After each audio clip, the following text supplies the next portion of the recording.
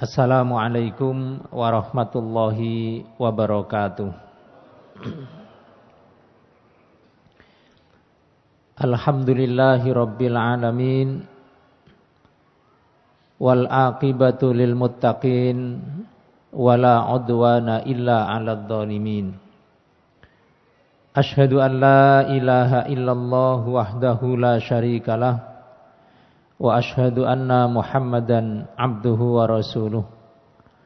Allahumma salli wa sallim ala hadzal nabiyil karim nabiyyina Muhammadin wa ala alihi wa ashabihi ajmain. Amma ba'du. Yang sama-sama kita hormati Ketua Yayasan dan seluruh keluarga, juga Ketua Takmir dan seluruh pengurus Takmir Masjid Namirah, para jamaah, Bapak Ibu, para santri dan mahasiswa yang mudah-mudahan kita semuanya dirahmati oleh Allah Subhanahu wa taala. Amin ya rabbal alamin.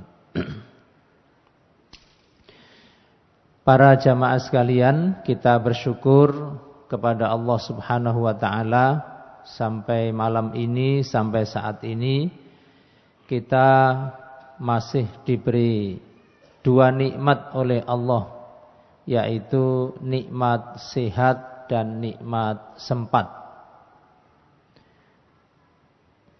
Ada yang diberi kesehatan tetapi tidak sempat datang ke sini untuk sama-sama thalabul ilmi. Ada juga yang belum dikasih oleh Allah kesehatan, dan alhamdulillah kita dikasih oleh Allah dua-duanya. Mudah-mudahan kita bisa mensyukuri kedua nikmat ini sehingga Allah menambahnya dengan nikmat-nikmat yang lain. Amin ya rabbal alamin. Jamaah sekalian, kita melanjutkan tafsir surat Al-Fatah. Dan pada malam hari ini kita masuk ke ayat yang ke-7, 8 dan 9 insyaallah.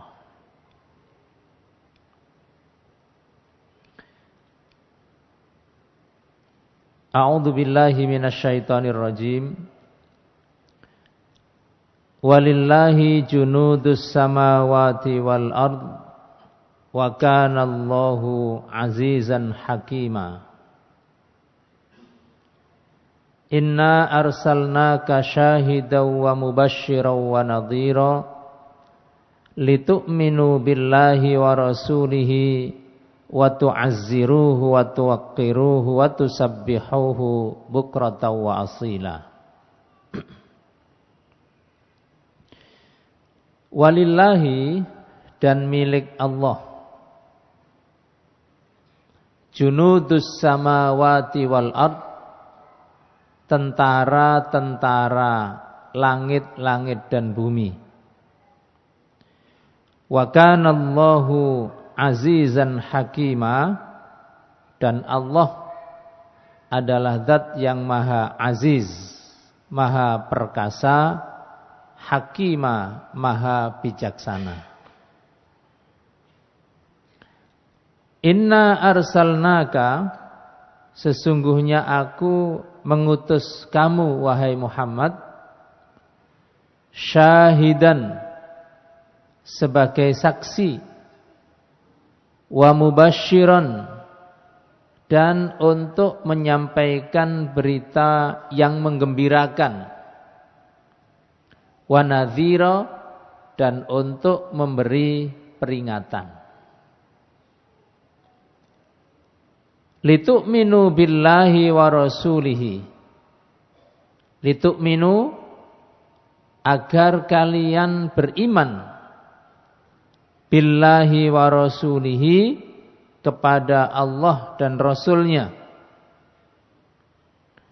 wa tu'azziruhu, dan agar kalian meninggikan, mendukung agama Allah, wa tuwaqqiruhu, dan agar kalian memuliakan Allah, wa tusabbihuhu, dan agar kalian mensucikan Allah, bertasbih kepada Allah, bukratan wa asila, baik di waktu pagi maupun di waktu petang. Nah, insyaallah 3 ayat ini kita akan bahas dengan melihat beberapa kitab tafsir. Yang pertama kita akan membahas ayat yang ke-7, yaitu apa yang dimaksud dengan walillahi junudus samawati wal ard. Allah itu memiliki tentara. Yang tentara Allah itu menyebar di seluruh langit dan di seluruh muka bumi. Nah, yang dimaksud dengan tentara Allah itu siapa? Kalau kita melihat ayat, melihat banyak hadis, kita akan menjumpai yang dimaksud dengan junudullah, tentara Allah itu ada 9, bahkan bisa jadi lebih. Yang pertama, tentara Allah itu malaikat.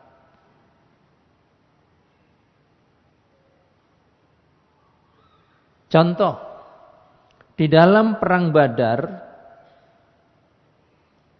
perang antara kaum muslimin yang dipimpin langsung oleh Rasulullah sallallahu alaihi wasallam menghadapi pasukan Quraisy kafir yang jumlah mereka 3 kali lipat jumlah tentara muslim. Sebelum perang terjadi, Rasulullah berdoa di dalam kemah.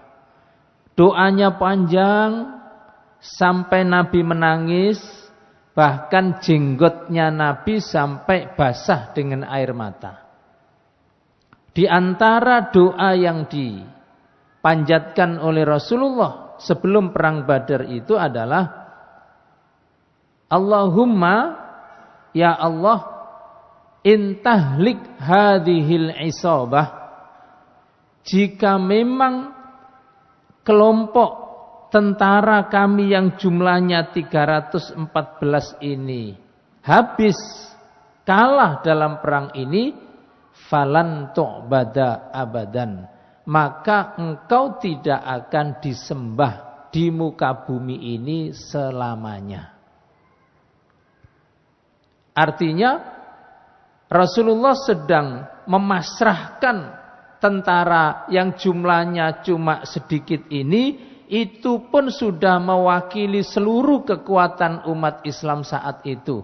Kalau ini kalah, kalau ini terbunuh dan habis, maka tidak ada lagi yang akan membela agamamu ya Allah, tidak ada lagi yang akan menyebarkan agamamu ya Allah, otomatis tidak akan ada manusia yang akan menyembahmu di alam, di bumi ini.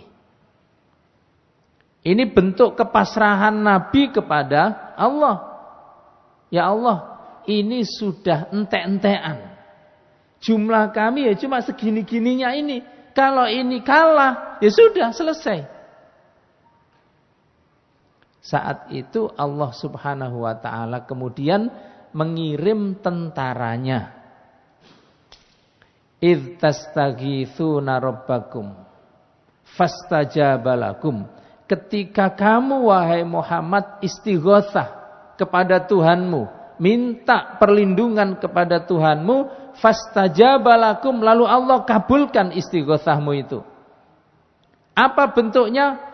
Anni mumiddukum bi alfim minal malaikati murdifin. Allah kirimkan 1000 malaikat turun dari langit. Malaikat itu adalah tentara-tentara Allah yang dikirim untuk membantu pasukan perang Badar. Dan dengan izin Allah melalui tentara itu, perang Badar ini dimenangkan oleh kaum muslimin. Jadi satu, tentara Allah itu malaikat.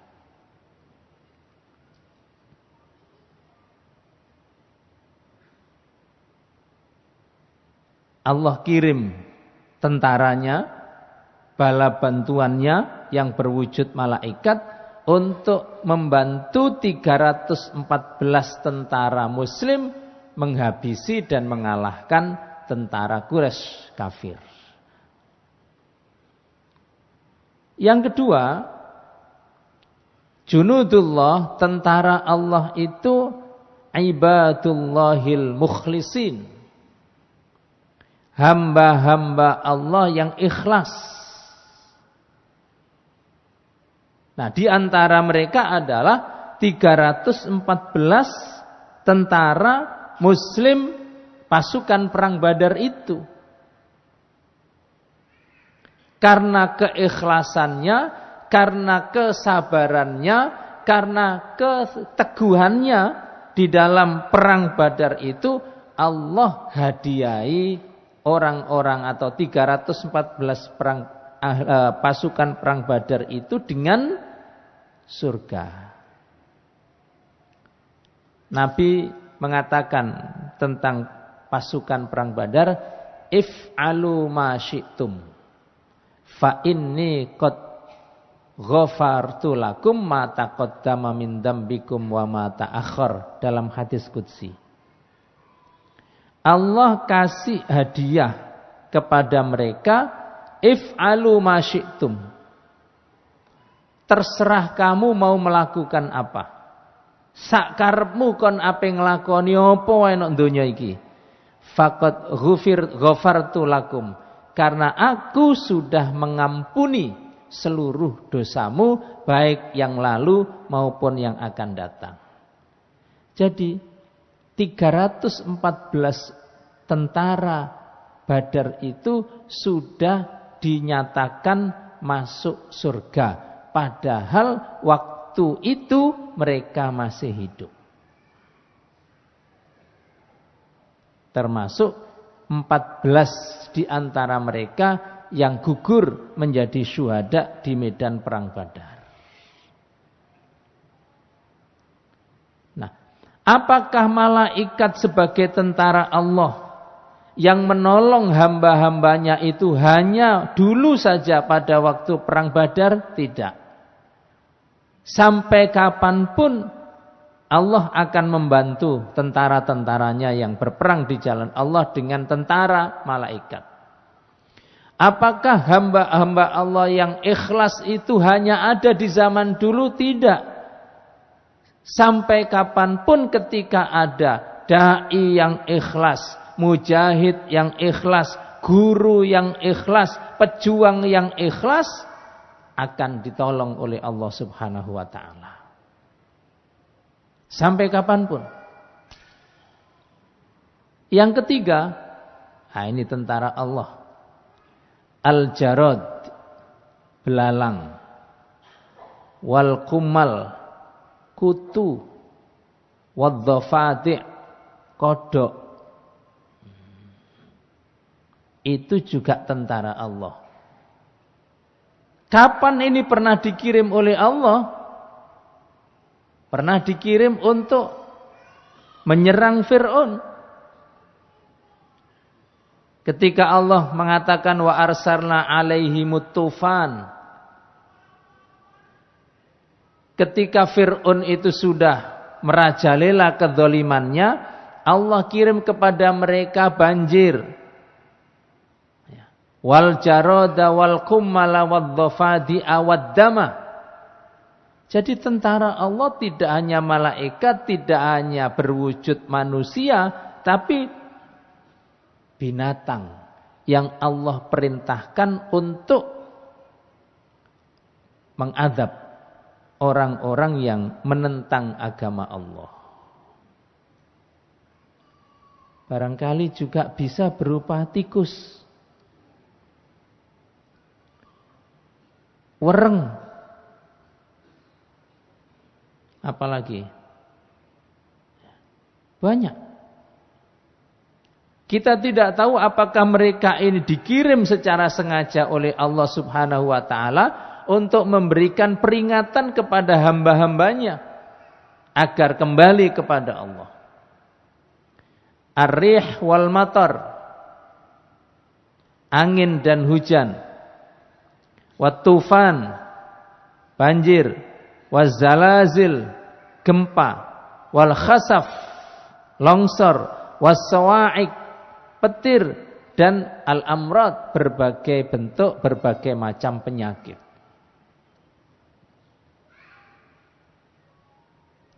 Karena itu di dalam sejarah kita sudah melihat di dalam Al-Quran maupun di dalam hadis-hadis Nabi, musuh-musuh Allah itu ada yang oleh Allah ditenggelamkan, dikalahkan di dalam banjir. Fir'aun dan bala tentaranya. Ada yang ditenggelamkan oleh Allah ke dalam tanah. Tidak mendatangkan angin, Allah tidak mendatangkan banjir. Allah buka tanah tempat dia tinggal, lalu Allah tenggelamkan orangnya, lalu hartanya juga masuk ke situ, lalu tanahnya ditutup kembali, selesai. Qarun. Tidak ada sulit bagi Allah untuk menggerakkan tentaranya dalam rangka untuk mengadab manusia-manusia yang ingkar kepada agama Allah. Kaumnya Nabi Lut, ketika sudah diingatkan oleh Nabi Lut, kalian ini melakukan dosa yang tidak pernah dilakukan oleh manusia sebelum kalian, yaitu liwat, homoseks. Laki-laki berhubungan badan dengan laki-laki. Bahkan Nabi Lut itu sudah merendah. Kalau kalian mau anakku yang perempuan ini kau nikahi. Tapi enggak. Mereka enggak mau juga. Ketika sudah keterlaluan, Allah kirim gempa. Dan gempanya itu tanah atau gunung yang ada di sebelah kampungnya itu diangkat, kemudian dijatuhkan dari atas. Sehingga seluruh kaumnya Nabi Lut itu terkubur. Habis satu generasi. Di situ ada orang yang melakukan maksiat, dan mungkin di situ juga ada orang yang baik, ada orang solehnya, terkubur semuanya. Nanti bagaimana? Nanti ketika hari kiamat dipilihi sesuai dengan amalnya masing-masing. Dipetani, iki biyen rada apik, nggone nang kene, iki biyen elek is kene. Itu azabnya, hukuman di dunia ketika kejahatan homoseks itu sudah merajalela. Ditutup satu generasi. Nah, dan di dalam ayat-ayat Al-Quran banyak kita saksikan bagaimana Allah Subhanahu wa ta'ala mengirim tentaranya ini untuk hamba-hambanya yang ingkar kepada Allah Subhanahu wa ta'ala. Ini kata kunci di dalam ayat yang pertama, yaitu walillahi junudus samawati wal ard wa kanallahu azizan hakima. Allah Maha Perkasa, kuat, mengalahkan musuh-musuhnya, hakim dan sangat bijaksana. Allah tidak mendolimi siapapun, Allah tidak menyakiti siapapun, tapi apapun yang dilakukan oleh Allah itu karena hikmahnya, karena Allah itu Maha Bijaksana. Ayat yang kedua. Inna arsalnaka syahidaw wa mubasysyiran wa nadhira. Dari ayat ini kita tahu ada 3 tugas pokok utusan Allah. Yang pertama syahidan, sebagai saksi. Yang kedua mubasyiran, sebagai pemberi kabar gembira kepada umatnya yang baik. Dan yang ketiga nadhiran, sebagai penyampai pemberi peringatan-peringatan yang disampaikan kepada manusia-manusia yang ingkar terhadap agama Allah. Yang pertama, Bapak Ibu jamaah sekalian, satu ketika Nabi menyuruh Ibnu Mas'ud membaca Quran. Ya Ibnu Mas'ud, Iqra' alayya. Ibnu Mas'ud, kon ngaji yo, maca Quran, tak rungokni.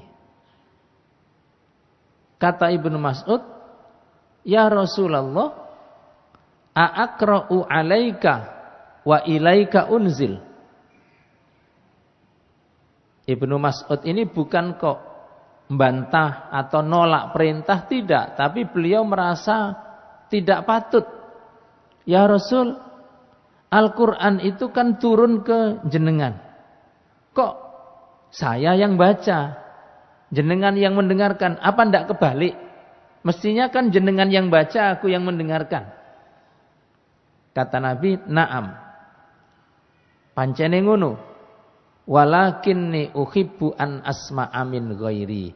Tapi aku ya kepingin, aku ya seneng nek ana wong liya ngaji, aku ngrungokno.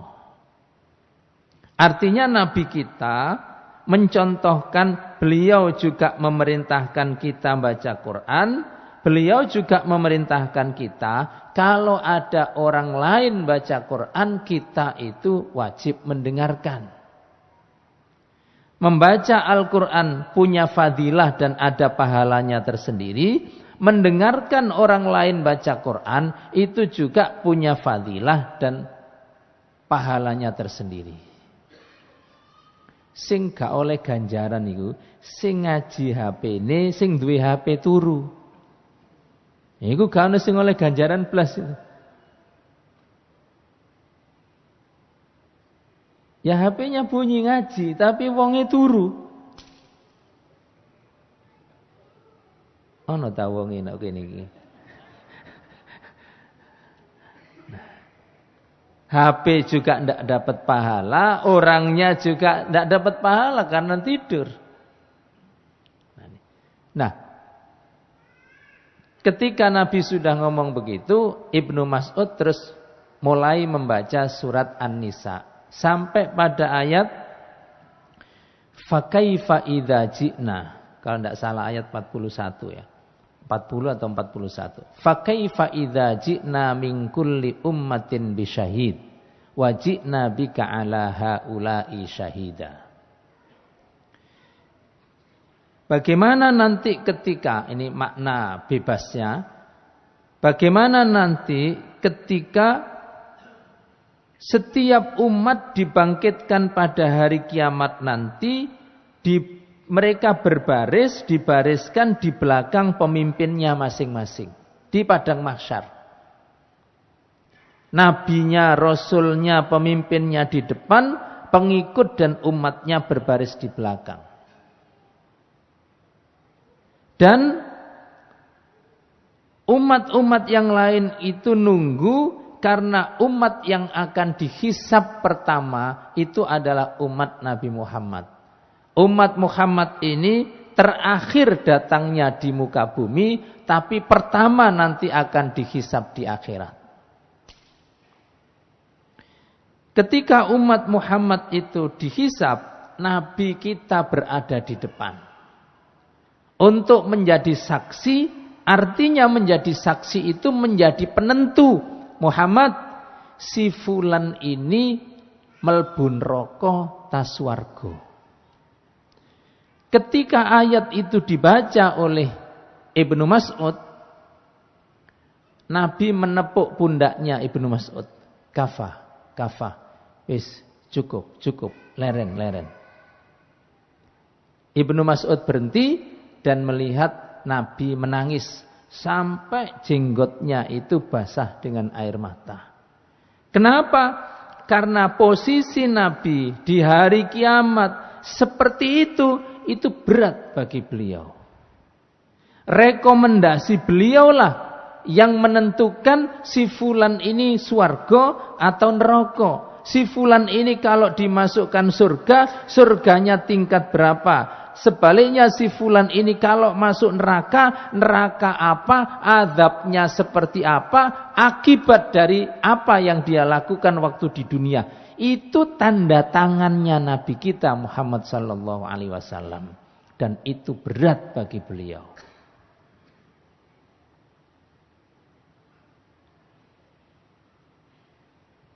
Karena itu beliau kemudian menangis.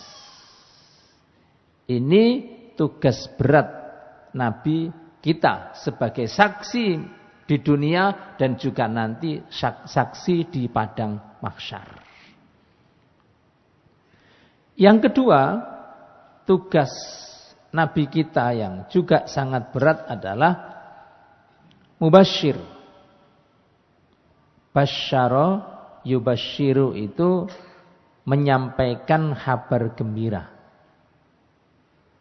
Wa basyiril ladzina amanu wa amilus solihati anna lahum jannatin tajri min tahtihal anhar. Wa basyir itu berilah kabar gembira.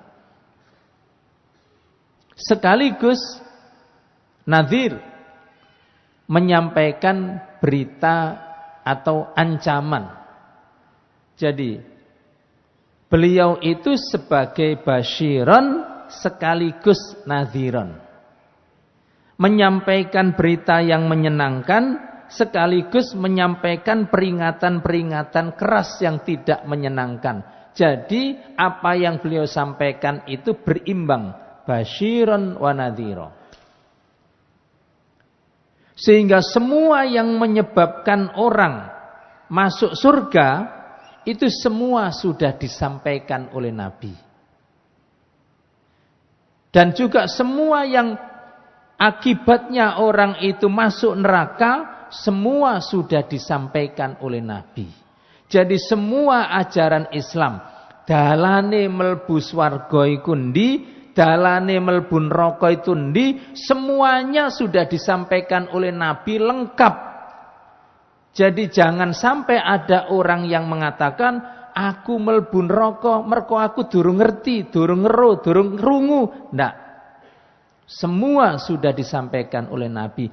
Jalan menuju surga sudah dijelaskan, jalan menuju neraka sudah disampaikan. Jangan ada orang yang punya alasan lagi.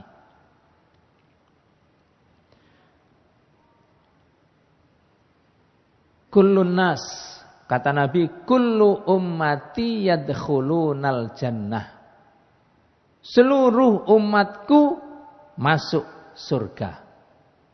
Illa man aba, kecuali yang nolak. Aba itu nolak. Aba itu tulisannya A, alif fathah A, ba fathah ba, kemudian ada alif maksuronya. Fi'il madhi, aba ya'ba. Bukan yang dipanggil aba, itu nolak, itu ndak. Aba. Iblis tidak mau sujud kepada Adam, itu aba wastakbaro. Nolak dan sombong. Bahasa Jawanya aba itu mo. Nah, itu aba. Kullu ummati yadkhulunal jannah. Umatku ini semuanya masuk surga. Illa man aba. Kecuali yang memang gak gelem. Kecuali yang memang dikongkon mlebu swarga iku mo. Apa ada orang begitu? Ada.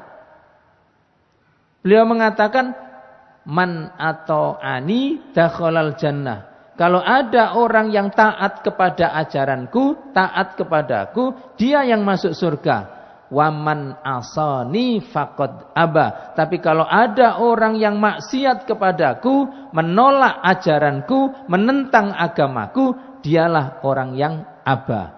Moh mlebu swarga. Naudzubillah. Jadi orang masuk surga itu ada jalannya. Orang masuk neraka ada sebabnya. Semuanya sudah dijelaskan.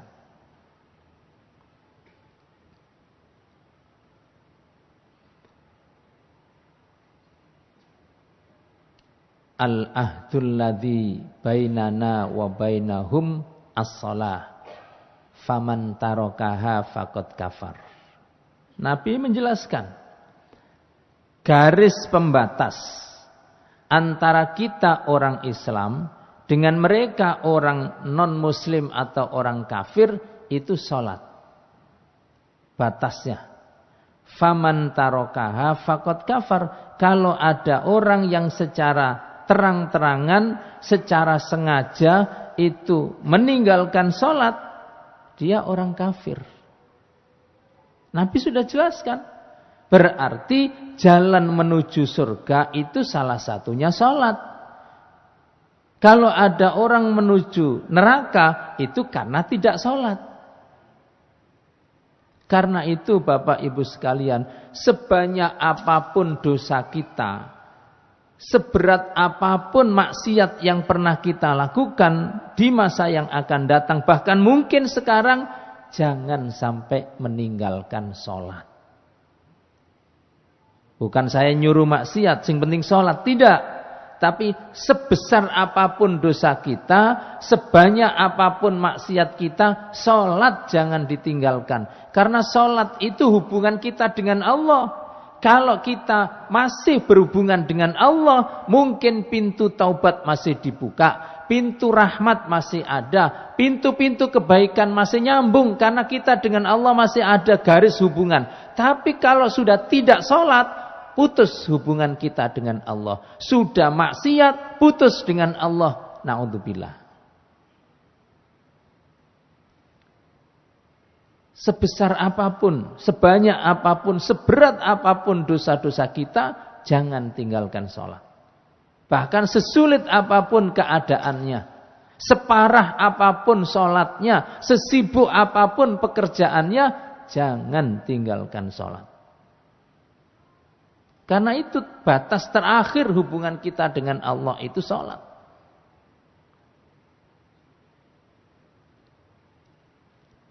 Rasulullah Sallallahu Alaihi Wasallam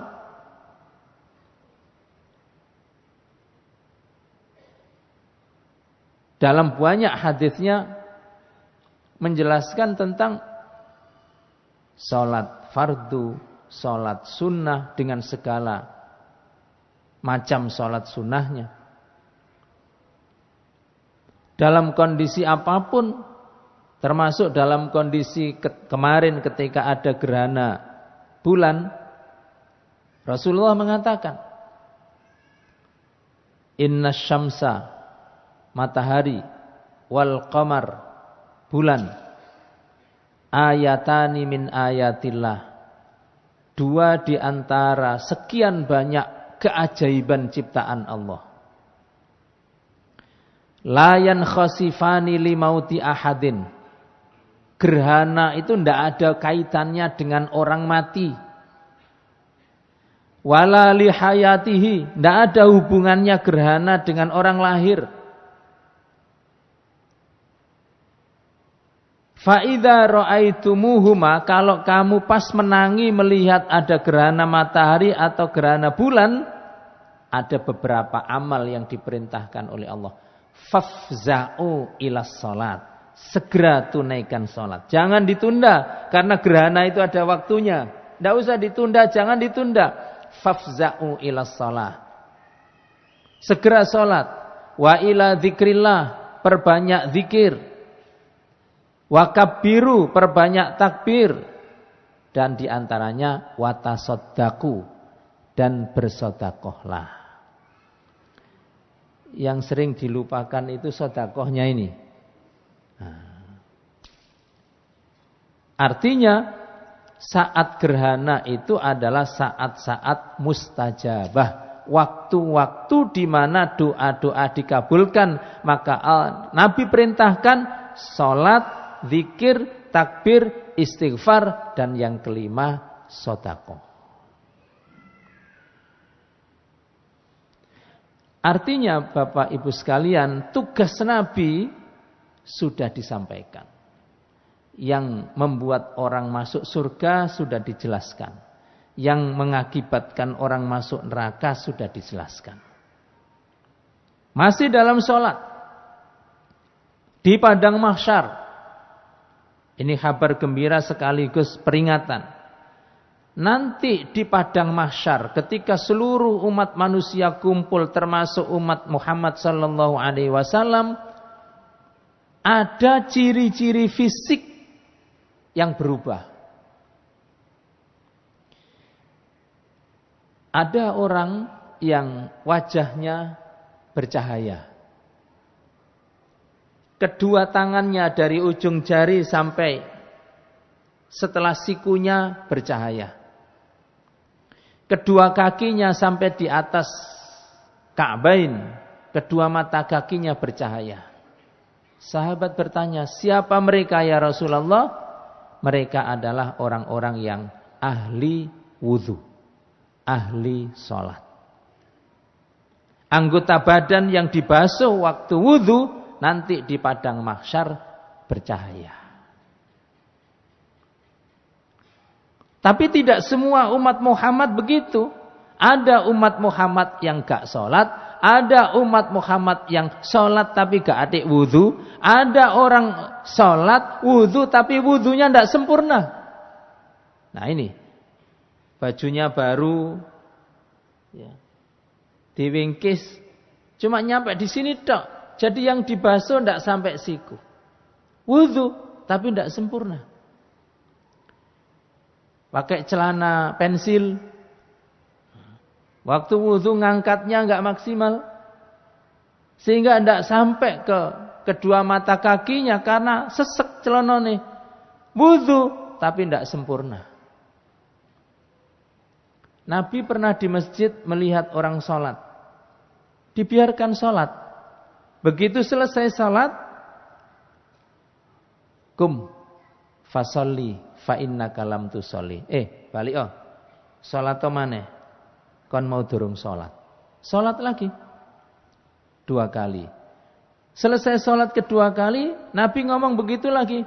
Kum fasolli fa innaka lam tusolli. Sholat mana? Kon mau durung sholat. Sampai 3 kali. Sudah sholat 3 kali, masih diomongi begitu lagi. Kata Nabi, sholatmu tadi tidak diterima sama Allah. Kenapa? Disuruh lihat tungkae, deloken tungkakmu. Wailun lil aqabi minan nar.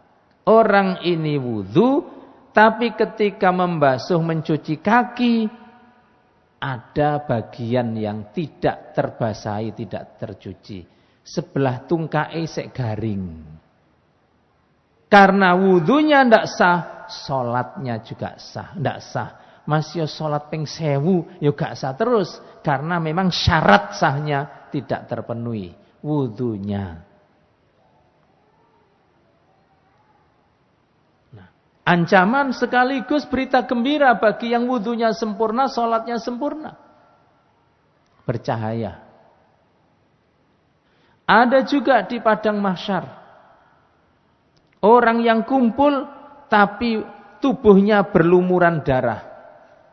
Mungkin lehernya, mungkin tubuhnya yang lain. Kata sahabat, man haula'i ya Rasulullah. Siapa mereka? Mereka adalah orang-orang yang mati syahid, terluka, terbunuh dalam perang membela agama Allah.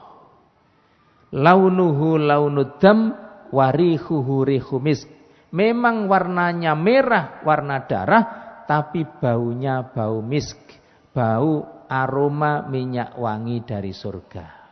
Sudah ketahuan.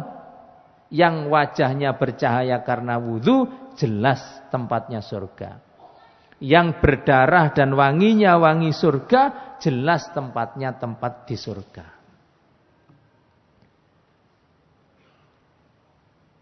Ada juga sholat masyian.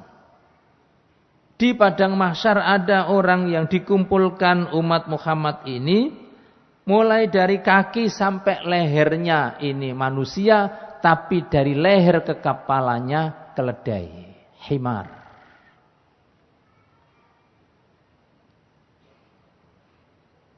Kata Nabi, itu adalah orang-orang atau umatku yang kalau sholat jamaah gerakannya mendahului imam. Sholat dia, jamaah dia, diterima sholatnya, tapi suka mendahului imam. Akhirnya diganti oleh Allah di mahsyar nanti dengan himar. Hati-hati.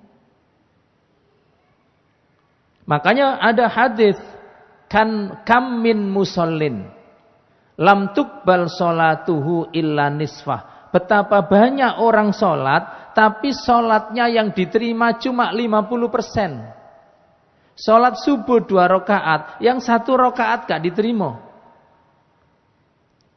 Bahkan lam tuqbal min sholatihi illa thuluthah. Ada orang sholat tapi yang diterima oleh Allah sholatnya itu cuma sepertiganya. Sholat maghrib 3 rakaat, yang 2 rakaat gak diterima, yang 1 tok yang diterima. Kenapa? Embu.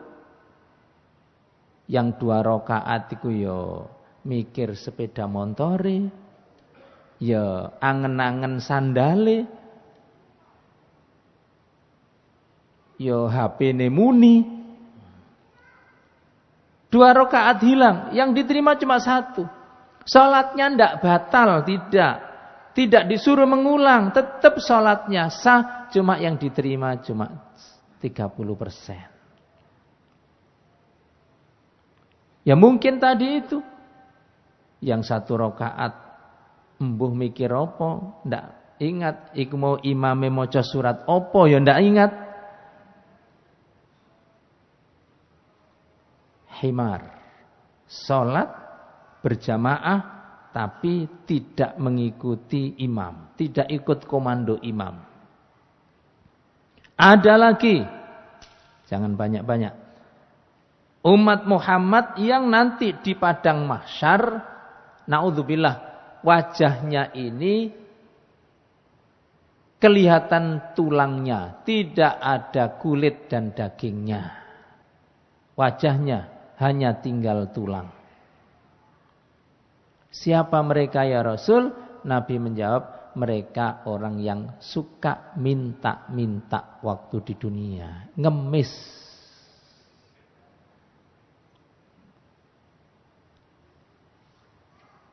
Padahal Islam, Nabi kita mengajarkan al-yadul ulya khairun minal yadis sufla. Tangan yang di atas lebih mulia, lebih baik daripada tangan yang di bawah. Tangan yang di atas itu adalah al-mu'tiyah, yang memberi, sementara tangan yang di bawah itu adalah yang meminta. Jadi meminta-minta apa yang tidak kita butuhkan itu tidak boleh dalam Islam. Apalagi minta itu dijadikan sebagai profesi, ngemis jere nyambut gawe. Itu ketika di dunia dia tidak punya malu, maka nanti di akhirat wajahnya ini diganti wajah tengkorak. Nok dunyane rai gedek, nok akhirate rai tengkorak. Hati-hati. Dulu sekali, kalau ada tamu, Pak D-nya datang, anak itu dikongkon melayu, iku lho Pak D-mu teko njaluk dhuwit. Kan begitu? Masih ingat masa kecilnya? Lu ono montor muluk njaluk duit. Karakter minta, karakter ngemis itu kadang-kadang terlahir dari budaya. Dan itu harus kita tinggalkan. Minta-minta atau ngemis dianggap sebagai pekerjaan sama dengan yang lain. Tidak. Nah, jadi ma'asyiral muslimin rahimakumullah. 1 jam ya. Oh, kurang 7 menit. Jadi melalui 3 ayat ini, Bapak, Ibu, dan jamaah sekalian, kita mendapatkan betapa Islam itu agama yang jelas. Islam itu agama yang gamblang. Islam itu agama yang terang benderang. Dan ketika kita belum memahami satu ajaran Islam, janganlah kita ini kemudian menunjukkan sikap penolakan. Biarlah itu kita jalani walaupun sementara kita belum paham. Sebagaimana sahabat dulu, tidak semua hikmah syariat Islam yang dicontohkan oleh Nabi itu semua sahabat paham, belum tentu, tapi dijalankan. Baru kemudian sekian waktu berjalan, hikmahnya syariat Islam itu ketemu. Contoh kecil. Ketika Nabi mengajarkan, misalnya ini contoh. Kalau ada lalat yang jatuh masuk ke minuman cairan, maka Nabi mengatakan, sebelum lalat itu kau ambil, kau buang, itu kau blesno dhisik, tenggelamkan dulu lalat itu. Fa inna fi ihtajana hayhida wa fi ukhra dawa. Karena di salah satu sayap lalat itu ada racun, di sayap satunya ada penawarnya. Sehingga kalau satu saja lalu kita ambil, kita buang, jangan-jangan sayap satu itu racunnya itu yang ada di minuman kita. Tapi kalau dua-duanya kita tenggelamkan, ambles dua-duanya, kalaupun racunnya kena, sudah ditawarkan dengan sayap sebelahnya.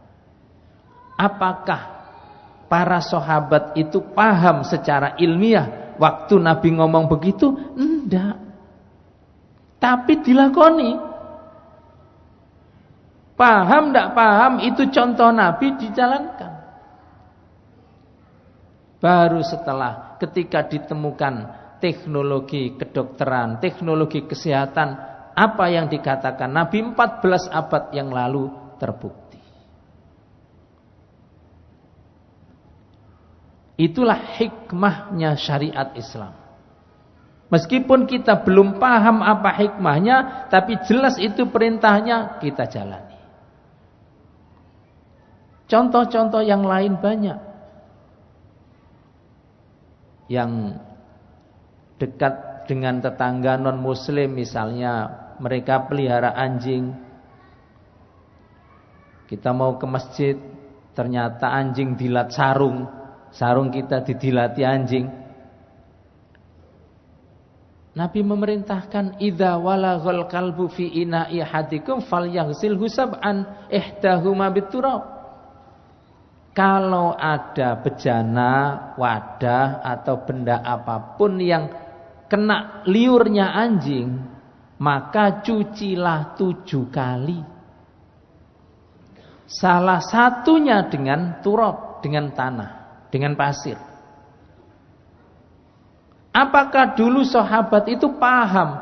Iki lapo Nabi kok ngongkon ngumbah kok ping 7. Terus sing siji kanggo pakai lemah gitu, karepe piye? Sahabat ndak nanya begitu. Pokoknya Nabi nyuruh begitu, Nabi memberi contoh begitu, dijalankan. Persoalan paham ndak paham apa hikmahnya itu nanti. Lalu ada orang datang, itu dulu sebelum ada sabun deterjen, durung ana ringso paling Begitu ada ringso, soklin dan lain-lain, cukup sekali ketoke paham, tapi tidak menjalankan sunnah. Dan itu perlu dibuktikan secara ilmiah. Dan para ulama ilmuwan di Mesir sudah mengatakan, ringkasnya, kalau racun bakteri di liur anjing itu dicuci dengan air biasa, berkali-kali pun tidak akan mati bakterinya. Bahkan ketika dicuci dengan deterjen apapun tidak akan mati. Mungkin dia hilang dari sarung kita, tapi dia tetap hidup, akan pindah ke tempat lain. Tapi kalau dicuci dengan salah satunya dengan tanah, dia pasti mati. Dia tentara Allah, dibunuh juga oleh tentara Allah. Selesai.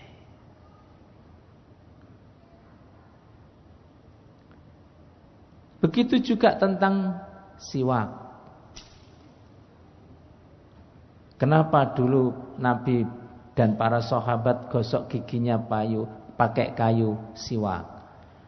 Oh, mungkin dulu belum ada sikat gigi, atau mungkin dulu belum ada Pepsodent dan seterusnya. Sekarang sudah ada, ganti. Enggak juga. Buktinya sekarang semuanya ada merek ditambahi siwaknya. Sabun cuci piring plus siwak, itu nalarnya piye?